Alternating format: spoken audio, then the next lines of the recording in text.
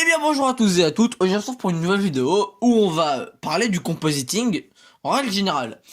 Alors cette vidéo est l'introduction à une autre vidéo, une vidéo qui arrivera très bientôt, une vidéo qui sera faite par moi et Emerald, où est-ce qu'on va parler comment elle a fait son décor. Et pour ça il faut rester abonné, activer la cloche, on sort une vidéo par jour à 11h30, c'est parti.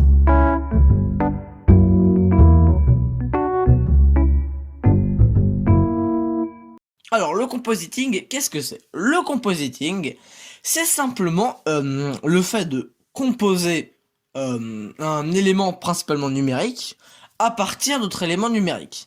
C'est assez utilisé dans l'architecture, la 3D, les effets spéciaux, etc.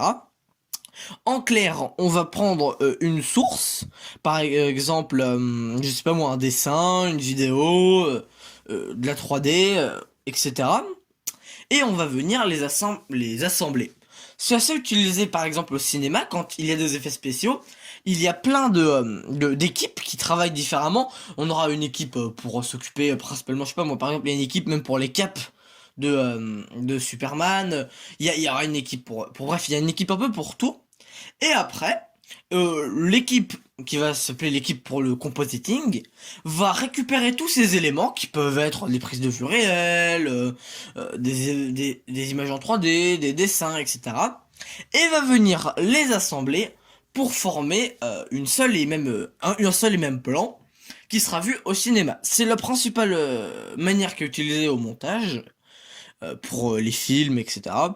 Et c'est assez pratique. C'est aussi assez utilisé comme un effet de style, comme par exemple dans certains films où est-ce qu'ils mélangent de la 2D, des dessins, euh, et aussi des prises de vue réelles. Il y a plein de films là que je vous montre à l'écran qui sont, par exemple, il y a aussi les films des Looney Tunes, etc. Où est-ce qu'ils mélangent un peu plusieurs styles et donc ils font du compositing pour que ça fonctionne.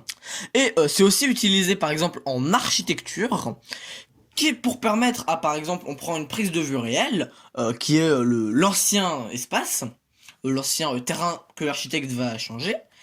Et ensuite, il va rajouter en 3D ces différents objets et par exemple avoir dans un espace complètement vide venir rajouter je sais pas moi un meuble et pour bien se rendre compte de comment sera le meuble, etc. Et bien pour ça il va faire du compositing, il va composer cette image à partir de plusieurs images pour créer un seul plan à partir de plusieurs.